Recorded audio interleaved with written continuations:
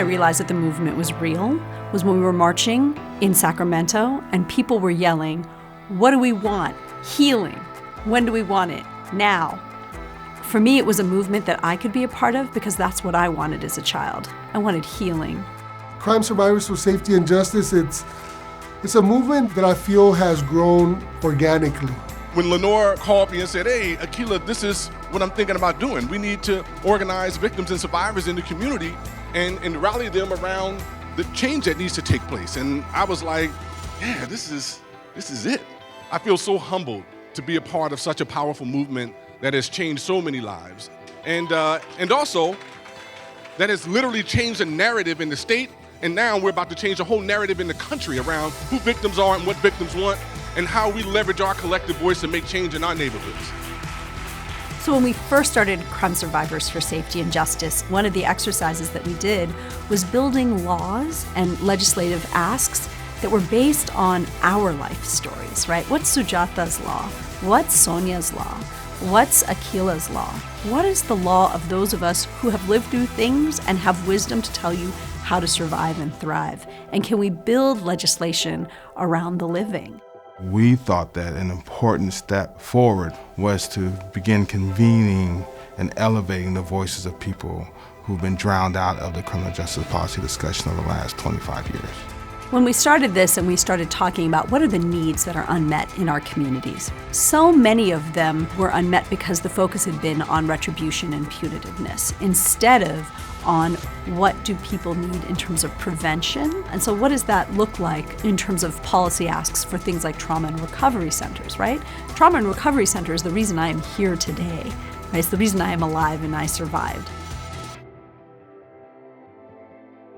I think that one of the great measures of our success is the expansion of trauma recovery services. That's huge. When we first started, there was only one trauma recovery center, and now there are 11, and it's absolutely a brilliant model. That, in and of itself, providing services in communities most impacted by violent crime, is prevention. A very beautiful, healing, uplifting form of crime prevention. By talking to folks who are directly impacted, lifting those voices up, developing that leadership, you have the solutions to the cycle of crime right there in front of you. Breaking silence individually and even more powerfully collectively is prevention because it names the harm. When we name it, then we can say no more. And when we say it with a collective voice, the power in that is unimaginable. I feel like the most exciting part of Crime Survivors for Safety and Justice has been Survivor Speaks and its evolution over the last 5 years. Going from doing a one-day rally to this amazing set of conferences every year where survivors have said, I've never been to anything like this before. I've never experienced anything like this before. I've never felt seen like this before. I've never felt like my experiences were at the center like this before. When you start listening, you start really feeling what that person feels. You discover that their story might be in a different way, but it's your same story. You want to tell your story and you want to hear other stories. So it's like this perfect marriage of people coming together that want to talk and want to hear and would like to see you coming through that successfully. When I went to the first Survivor Speak conference, I cried all night after the first session. To sit in a room with 500 people who get it was life-changing. I just fit right in. This is a collective healing process, and we really are creating a community around healing. That's what's so exciting about Survivor Speak, because people then take that energy back to their own communities and to their own families. I think that the more spaces that we have where people are actually able to speak on what they're dealing with, we will continue to tear down the stigma around being a victim in order for us to move on to being a survivor.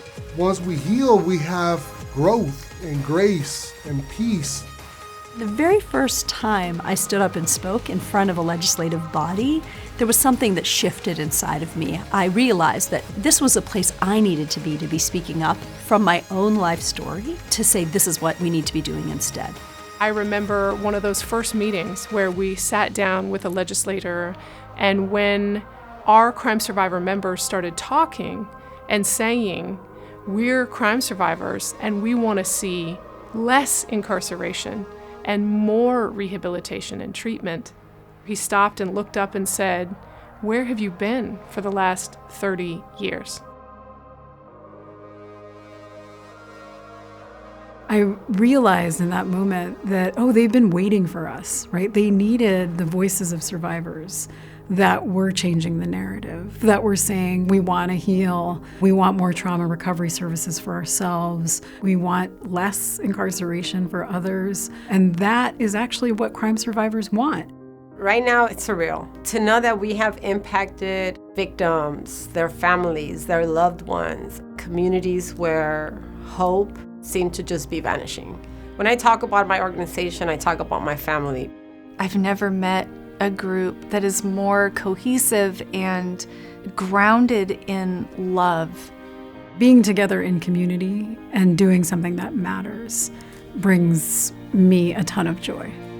I am incredibly grateful for walking into a room with a whole bunch of people who have varied survivor histories, but all of us bring that to the table. There's no shame or hiding it. We walk into the room as survivors, and all the ways in which our survivor histories show up for us in the work is a part of the work. My voice is heard and listened to and wanted. That feels great. I think to be in these spaces where you realize you're not alone, you realize that there is hope out there and that actually my voice means something, that's really what Crime Survivors for Safety and Justice is trying to achieve. We're here, we're together, and we're winning.